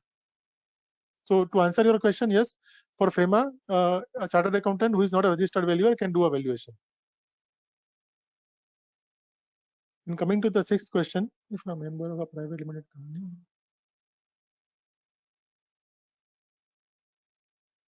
Sixth question, the answer is no. There is no requirement to carry out the valuation. Unless FEMA is involved, then yes, for the purpose of FEMA, you may have to carry out the valuation. Or sometimes, companies, the parties may want to know that what is the value under the Income Tax Act 56(2)(10). Then they may want somebody to do valuation under that. But otherwise, per se, any transaction for unlisted share between a resident to resident, valuation is not compulsory. Then coming to the seventh question, can valuation done by CA be accepted for section 56 of Income Tax Act? So yes, 56, wherever they are talking about accountant, chartered accountant can do valuation. 56 to 7B, and if you want to justify through a DCF, then as I discussed earlier, only merchant bankers can do the valuation and not accountant, but otherwise yes. Coming to the question 8, recent development in Companies Act, issues in taxation of charitable trust, including FCRA compliance. I think question 8 is not relevant to the valuation per se, so I don't think I'll be able to answer that.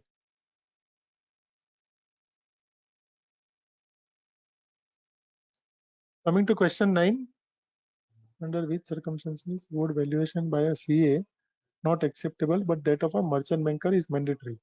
So as I said, under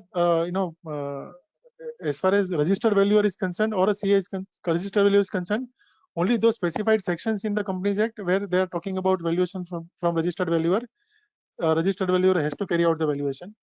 Otherwise, a CA can do valuation, say for FEMA, or if the particular regulation needs a valuation only from a merchant banker, then they can do from a merchant banker. Like I gave you example of 56 to 7B, DCF can be done only by merchant banker. Or where Indian companies investing out of India and transaction value is more than $5 million, then RBI says that valuation can be done by a merchant banker and not by a chartered accountant. So in those cases, merchant banker will be required. Now coming to question 10, while using DCF method, when shall we consider free cash flow to equity and free cash flow to the firm? Okay, so to answer question 10, see, by and large, almost 90% cases we do free cash flow to firm. Only in cases like say road project, where I know that I'm going to be operating this road for next 25-30 years. In those cases, we do free cash flow to equity, where my cash flows are more or less certain, because in like a road project, that company is like a SPV. So those SPV kind of valuation, we do free cash flow to equity. Otherwise, normally free cash flow to firm is used. Okay. Coming to question 11.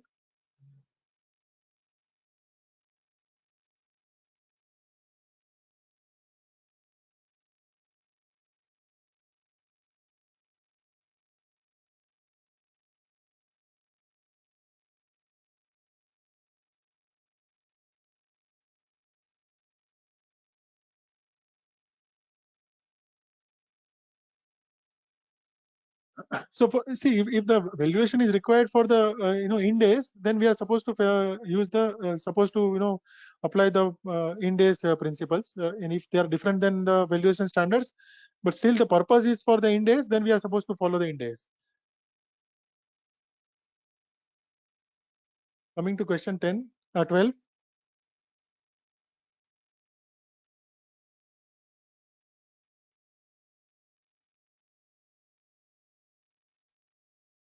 Okay, so coming to question 12, the beta, see, beta, as I explained, is the volatility of a particular share vis-a-vis the volatility of the overall the movement of a particular share vis-a-vis the movement of a market, which is a Sensex or a Nifty.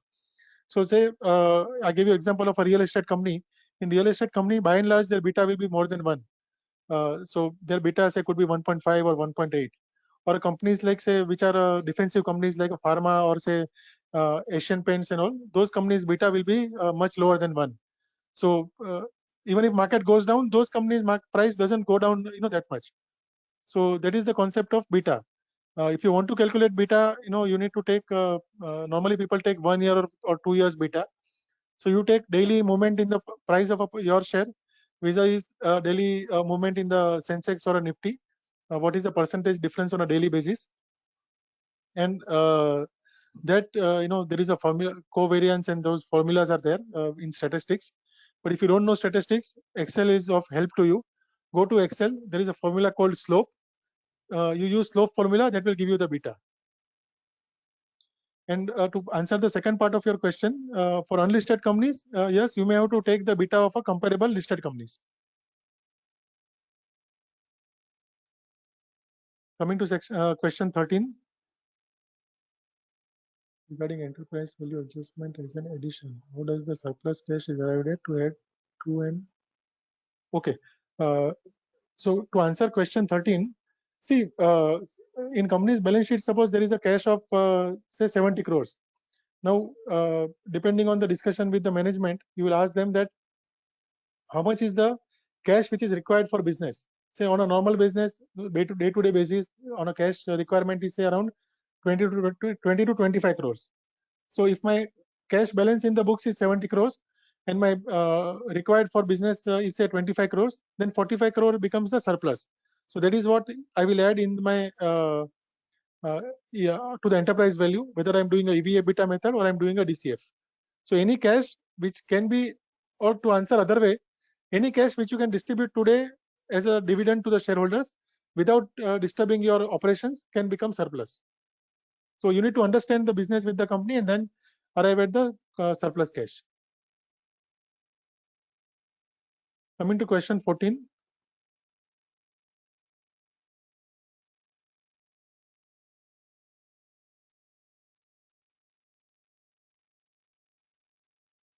Okay, how to get customers for valuation practice, or how to start is first you have to learn the valuation, and if you want to be a registered valuer, appear for the complete the course and appear for the exam, and then in fact our CA Institute course, I feel that is the best course to learn the valuation, because a lot of practical things are taught there.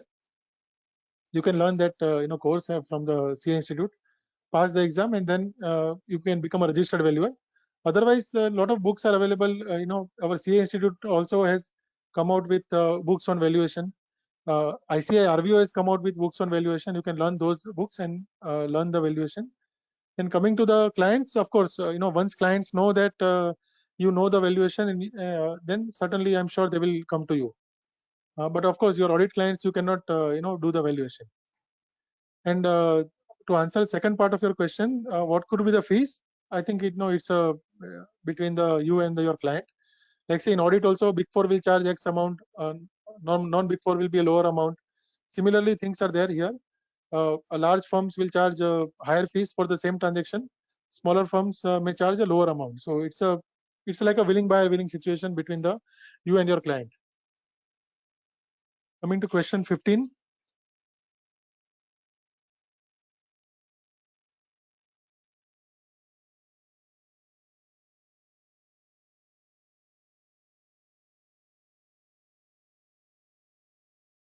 Okay, so coming to question 15, if ESOPs or those options are in the money, then you have to take the impact of that in your valuation. Now, what do I mean by saying, when I say in the money? Say, for example, ESOPs are issued to employees at say 70 rupees per share, and current market price or your value is say is coming much higher than that. Then, in all the probability, all those ESOP holders are going to exercise the ESOPs. Then you when you do the valuation, you add the money which is going to come from exercise the ESOP and divide by the higher number of shares. So that is what is in the money.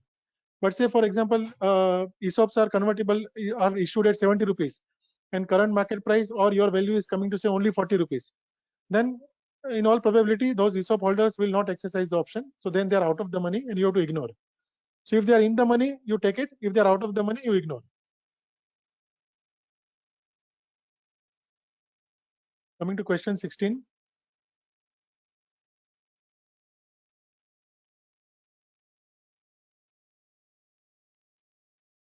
So question 16, whether it is a private limited or a public limited, see, immovable property, if it is only surplus, we value. If it is part of the business, we don't value as a, say, for example, I gave you example of a plant where total land area is 150, say 500 acres. And on that 150 acres, the company has a manufacturing facility. So that 150 acres on which manufacturing facility is there, that is not surplus and sellable. So that I don't have to value that as a land. The income which I'm generating from that 150 acres is being valued in the DCF method or EV/EBITDA method as an income approach.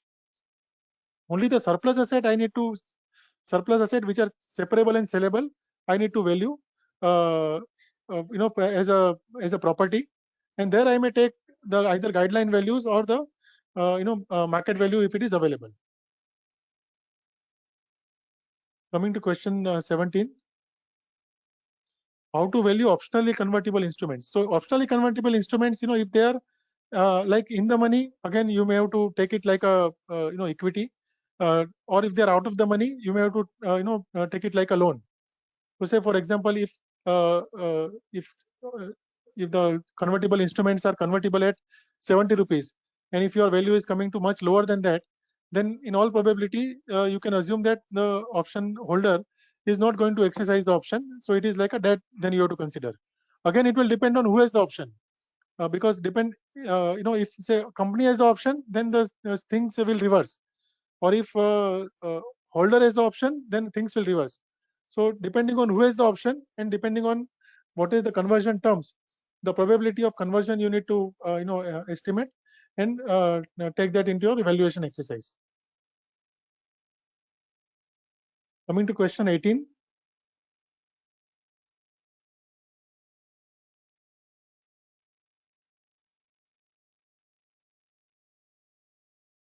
So just incorporated company without any historical information, and it does not have say business plan. I think the only net asset method could be a method for valuation. So to answer question 18, it is a net asset method. Coming to question 19, what is the yield? Yield value is nothing but a refined form of a PECV method. So in that valuation which was done for Hindustan Lever and Tomco, the value are used a little refined version of PECV method.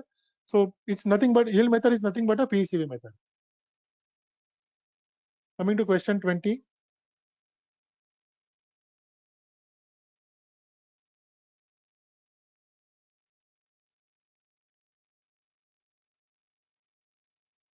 Okay. In 21st part, the beta, as I said, for listed companies, you can take it now. A lot of data is available day to day.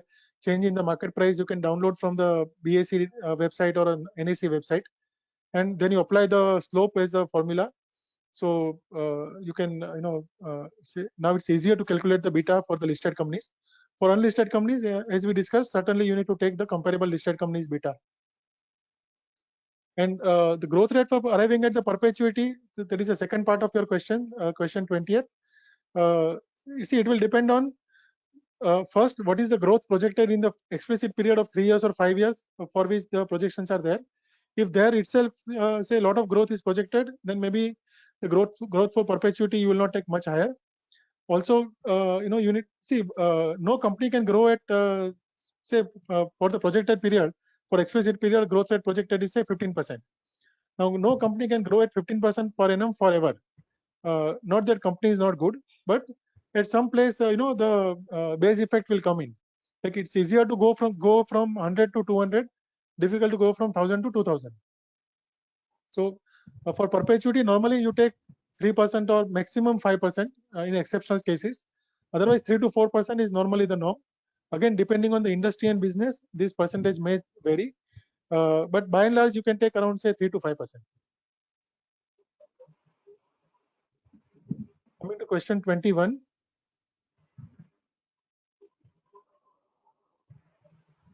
Okay.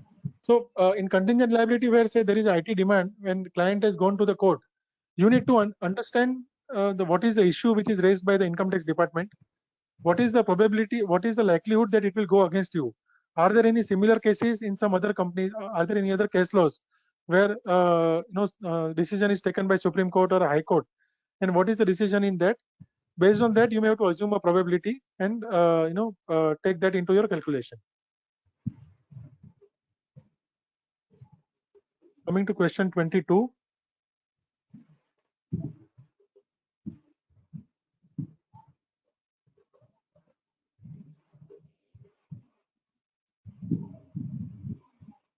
See, in case of a delisting where shareholders have rejected the offer made by the company, then where is the question of again valuation? Because in a delisting, for a listed share, if shares are frequently traded, then the base price is the market price, the sum average which is there as per the formula, that becomes the base price, and then shareholders have to give their offer. Now, whether offer is rejected by shareholders or offer is rejected by company, it will depend on the case-to-case basis. If shares are not frequently traded, then SEBI has prescribed the formula for how to arrive at the value. But having rejected, then delisting offer fails. Then where is the question of again valuation? So I'm not clear on that question itself. If you may, elaborate in your question again. Coming to question 23. In case of startup companies, the expectation of the company will be very high and may not be reflected in the reality. How do we reconcile? So yeah, as I said, the startup company valuation is very, very difficult to do it. Like as a firm, we don't do any startup company valuation because it is a very, very high risk, very, very low reward game. Every startup, like moment, there is a deal in the Flipkart. All other similar companies, they also want their valuation to be linked to the Flipkart. But all companies are not Flipkart. In fact, Flipkart itself is making a loss. And they are saying that next 5 years, they are going to make the loss. So it is very difficult to do valuation of startup companies. So that reconciliation, I think, it's very difficult to reconcile and you have to be very careful. As I said, we as a firm, we don't do valuation of any startup companies. Coming to question 24.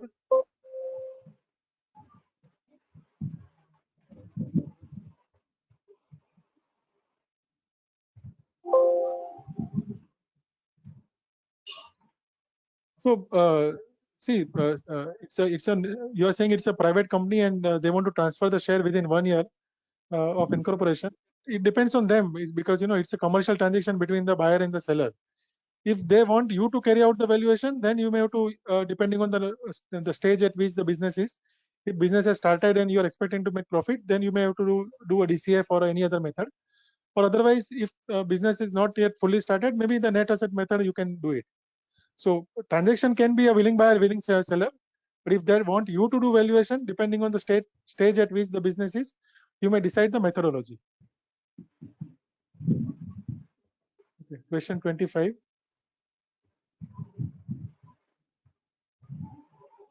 See, there is no method prescribed as such. Depending on the business, you may have to decide for any business which method you want to use, whether you want to use a DCF method or a EV/EBITDA or a PECV or a net asset.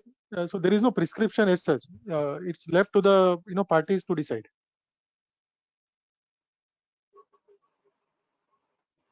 Question 26, I think already I've answered that startup company, there is no acceptable multiple for EV. It all depends on the whims and fancies of the parties. So maybe some comparable transactions data is available, you may use that. But as I discussed earlier, you have to be very, very careful when you take the comparable transactions. Coming to question 27.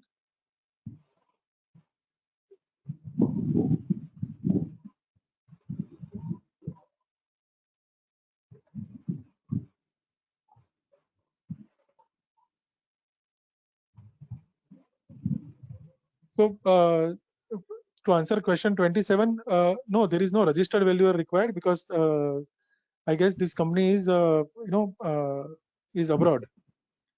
So only for the purpose of FEMA valuation will be required.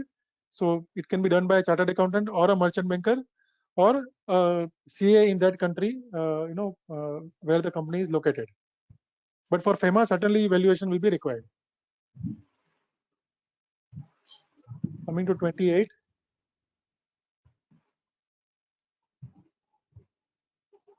See, it will depend on the nature of business. NAV method could be used, or you may have to use other method. If say it is a profit-making company, then you may have to use a DCF or a EV/EBITDA or a PE method.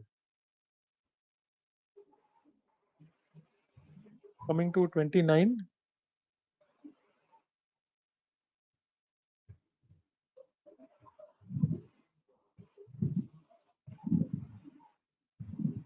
Yeah, you see, if it is a SPV for a specific purpose, then it's better to do FCFE because it will have a limited life.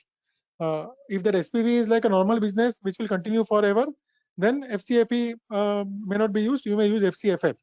So as I said, FCFE we use more where it's a limited life project, like a road project or a power project, where after a few years you are supposed to hand over the asset to a government authority. In those cases, we use FCFE. Otherwise, FCFF. Coming to question 30.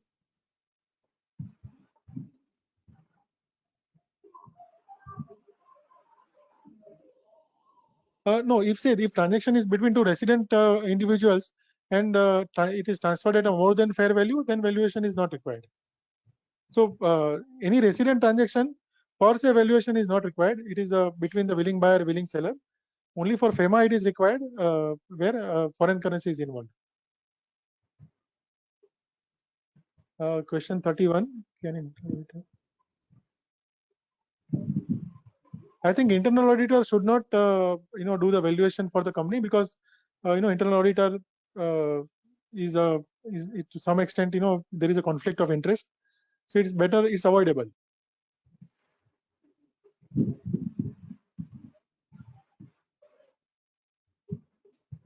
Coming to the next question, can we adopt DCF and EBITDA for startup which is still at nascent stage?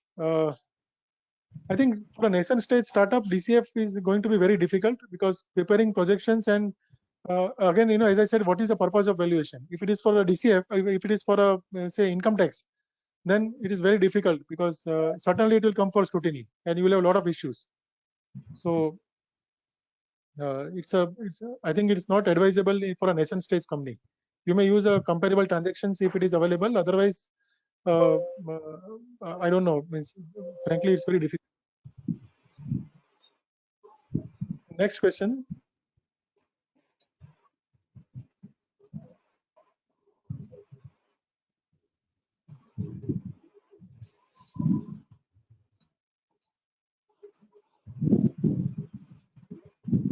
So I think to answer this question, which you are asking, of course, is a general question. See, art and all, is something like it's a perception. Like I am as an individual may want, I may like paintings, so I may want to, invest in that. Or sometimes I feel that no, what is there in art? I don't want to put my. So these are all individual perceptions, and there is no organized market as such. So it's very difficult to value these arts and all that. And digital and blockchain, yes, this is going to be the future. So as a valuer, you have to be very careful when you are valuing those technology companies, because after a few years, the technology itself may not be there in the market. Like say, for example, before a few years, say before 20 years, we had these pager industries. Now pagers are out of market itself. So if somebody has done DCF of pager at that point of time and done a perpetuity value, it may not be feasible today. Similarly, we don't know, say for example, mobile. Today we have mobiles, or tomorrow we may have something else. So you have to be careful when you are talking about these digital and technology companies where changes are happening very fast. So you may have to apply higher risk when you are doing the valuation. Coming to next question. In a private limited company, the company agreed to buy back the shares from one of the shareholders at a negotiated price. Will this negotiated price directly or indirectly influence the share value on future transactions? See, normally negotiated price will have some shelf value for say next 6 months or so, but after that it will not have shelf value. Again, that negotiated price, is it between a willing buyer or willing seller, or sometimes in a private company there could be some transaction where seller is desperate to exit because he doesn't have any other opportunity to exit. So he could be a distressed seller. So in those cases, even the negotiated price may not have any impact. So it will depend on the facts. If it is between a willing buyer, willing seller, yes, it will have a shelf life of say around 6 months, but not beyond that. Those were the questions. This came up with regard to the first question. Okay, yeah. The above question, the auction is challenged in respect to High Court. Okay, so this is this question is respect to the first question. Yeah, this one. That is above. Question is,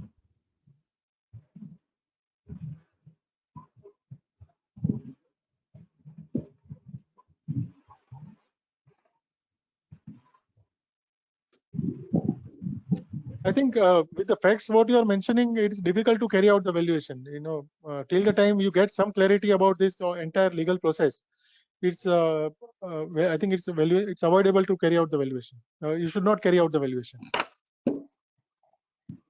Okay, sir. Thank you. So those are the questions. And Panudat sir, over to you. For Yes.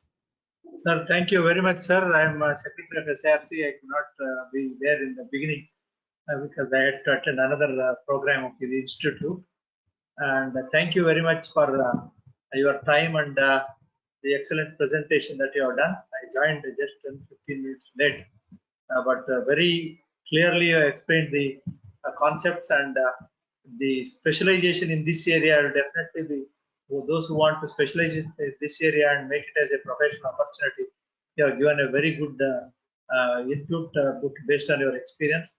So Parag Ved sir, we are very thankful to you on behalf of SARC for your time and your efforts and your sharing of the knowledge. I think even members also are benefited.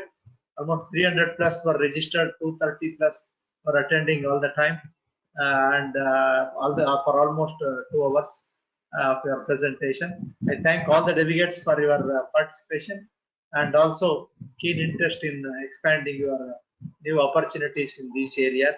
The number of queries goes to show that you have keen interest in this area of practice and your depth of knowledge also. So thank you very much. That you are the inspiration for us to take up the topics and newer areas of professional opportunities also. I also thank the back office of SARC and the chairman for choosing the topic and the technical support by Mr. Selvaraj. Thank you, Andandan. And again, once again, I thank you, Parag Ved sir, for your time and effort. Thank you, sir. It's my pleasure. And anytime, for institute, we are available. Thank you very much, sir. You are the real assets of the institute, sir. No, sir. It's we have to give back to the society whatever we want from institute. Yes, yes. Thank you. Thank you. Thank you, sir. It's a pleasure. Thank you. Good night. Stay safe and stay healthy. Yeah, same to you, sir. Thank you. Yes, sir.